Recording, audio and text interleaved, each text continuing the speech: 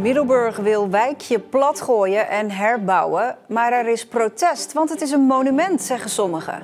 Je kunt de Nachtwacht naschilderen, maar die echte Rembrandt heb je daar niet mee terug. En dat is wat hier ook gaat gebeuren. En verder in deze uitzending. Verdachte ongeluk Walsoorde vrijgelaten. En welk verhaal vertellen deze tegeltjes?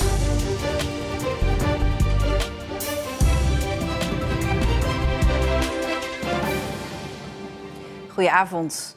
Het is heel erg last minute, maar erfgoedorganisaties grijpen de laatste kans aan om te voorkomen dat een deel van de Middelburgse wijk Het Zand wordt gesloopt. Morgen staan ze voor de rechter.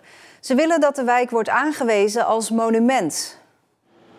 De wijk, ontworpen door architect Paul Briet, is belangrijk omdat het een typisch voorbeeld is van plattelandsarchitectuur.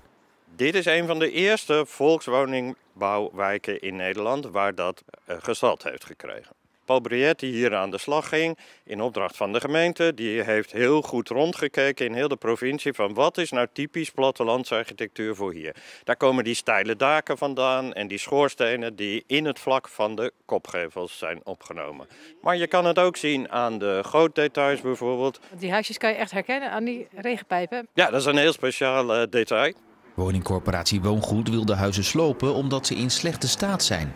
De woningen zijn technisch eigenlijk aan het einde van hun levensduur.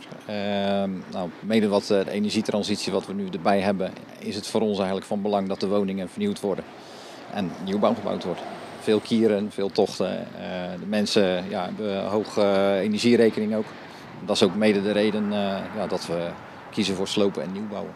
Bewoner Marcel Jalink merkt dat zijn huis niet meer van deze tijd is. Waar ik het aan merk, vorig jaar zit ik samen met mijn vriendin op de bank en we gaan gewoon dwars door de vloer heen. Dus we zitten echt letterlijk beneden. Oh, echt? Zo rot zijn de vloeren momenteel. Als je met je hand echt bij de kozijn gaat, dan voel je gewoon de wind binnenkomen. En als het buiten bijvoorbeeld 35 graden is binnen 35 graden vriest het buiten. Dan zou je de verwarming niet aanzetten, vriest het hier binnen ook. Ja. Zo niet geïsoleerd zijn ze. Als ik zo om me heen kijk, het is een prachtig wijkje. Is het niet hartstikke zonde om dat te slopen? Het is zeker ook zonde, maar we hebben als Woongoed en als gemeente zijnde opgevat om in ieder geval de ziel van Het Zand overeind te houden. En daardoor maken we eigenlijk een kopie van wat er nu staat. We hopen eigenlijk dat je straks bijna geen verschil ziet met wat er nu staat. Woongoed zegt ja, we bouwen gewoon dezelfde huisjes weer terug. Wat is daar dan het bezwaar van? Ja, het bezwaar daarvan is dat het niet meer echt is. Je kunt de Nachtwacht naschilderen, maar die echte Rembrandt heb je daar niet mee terug. En dat is wat hier ook gaat gebeuren. De erfgoedorganisaties zien ook wel dat het zo niet langer kan, maar pleiten voor renovatie.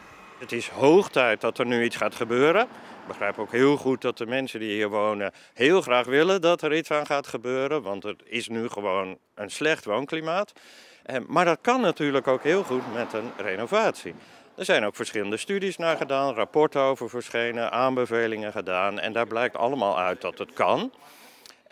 Maar uiteraard is het wat duurder dan wanneer je hier nieuwe woningen neerzet. Daarvoor moet je dus gaan kijken hoe kunnen we dat financieel rondkrijgen.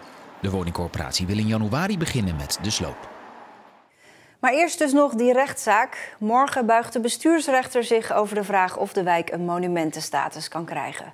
Het gaat in totaal om 148 woningen. De man uit Klingen die omkwam bij een ongeluk in Walsoorde overleed door een noodlottig ongeval. Dat concludeert de politie na onderzoek. De 2 mannen die werden aangehouden na zijn dood zijn dan ook vrijgelaten en geen verdachten meer in de zaak. De 31-jarige man raakte gewond na een ongeluk met een soort golfcar. Hij zat daarop samen met de 2 andere mannen. Na het ongeluk hebben zij hem met een auto naar een plek verderop gebracht. Daar overleed de man. Nee, hij liekend erop, maar het is er niet.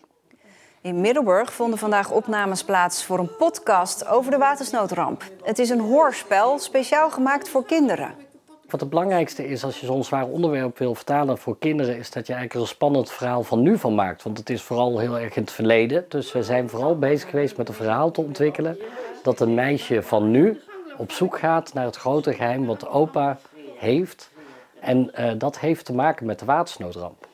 Lieve uit Amsterdam speelt de hoofdrol in het verhaal. En ze vond het best even spannend om met echte Zeeuwen samen te werken. Ik had eigenlijk wel verwacht dat ik ze echt minder kon verstaan. Maar ik heb een beetje het gevoel, ze hebben een beetje een aan- en uitknop wanneer ze gewoon Zeeuws praten en wanneer niet. Dus ze kunnen ook normaal praten.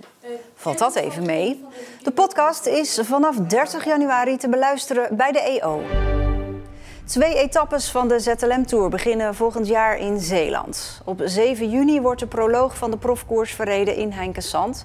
En een dag later is de start in Westkapelle, wordt er over Schouwen-Duiveland gereden en is de finish in Serehoek. De ZLM-tour wordt door sprintersploegen al jaren gezien als mooie voorbereiding op de Tour de France.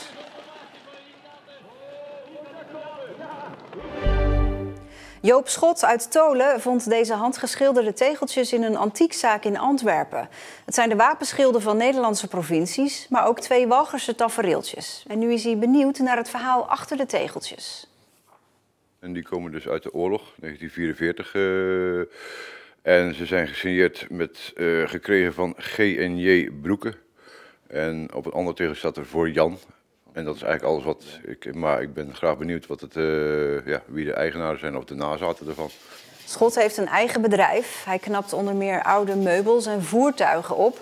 Maar deze tegeltjes kon hij niet laten liggen, want dit soort mysterieuze vondsten is wat zijn werk zo leuk maakt. Het is elke dag een nieuw avontuur. Het verhaal komt meestal achteraf. Je vindt iets en dan ga je pas ontdekken wat het is en wie het gemaakt heeft. En ja, dat is wel het bijzondere van mijn werk. En mocht u nou meneer of mevrouw Broeke zijn of meer weten van het verhaal achter deze tegeltjes uit de Tweede Wereldoorlog, stuur ons dan even een mailtje nieuws@omroepzeeland.nl. Rouwen tijdens een wandeling op het strand. Komend weekend wordt de eerste zogenoemde rouwwandeling georganiseerd. Een idee van Mariska Kestelo uit Koudekerke. Volgens haar wordt er te weinig tijd genomen voor rouw en verlies. En Kestelo weet als geen ander hoe het voelt om mensen kwijt te raken. In 2021 ben ik 4 personen verloren in 5 maanden tijd. Mijn schoonvader, mijn moeder, een vriendin en mijn man.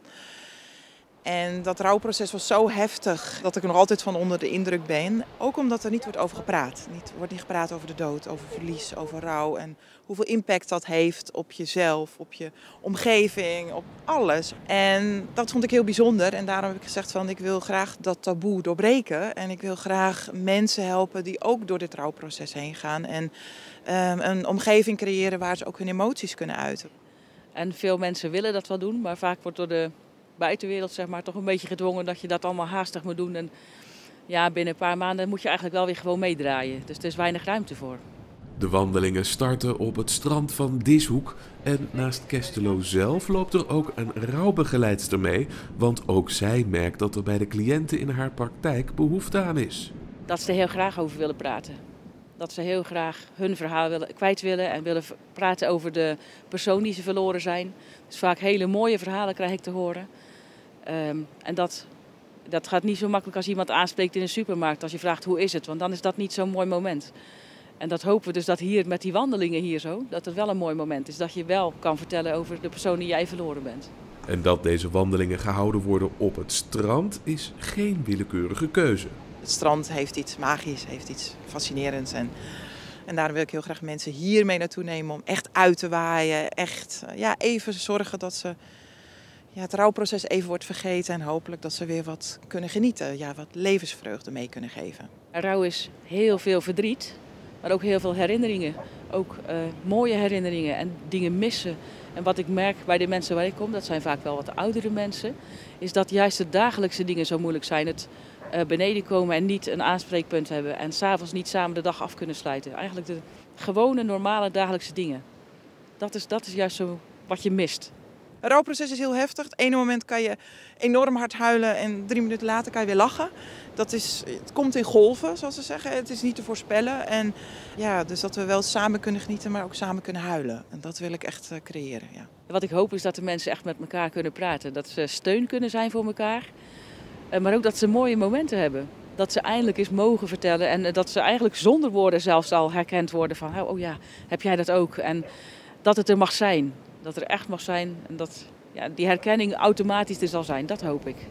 Aanstaande zaterdag is de eerste wandeling. Er zijn nog plaatsen beschikbaar.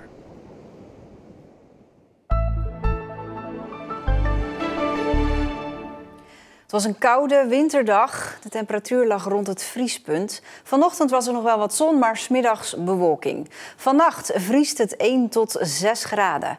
Morgen is het vooral in de middag zonnig. En het wordt niet warmer dan 1 à 2 graden.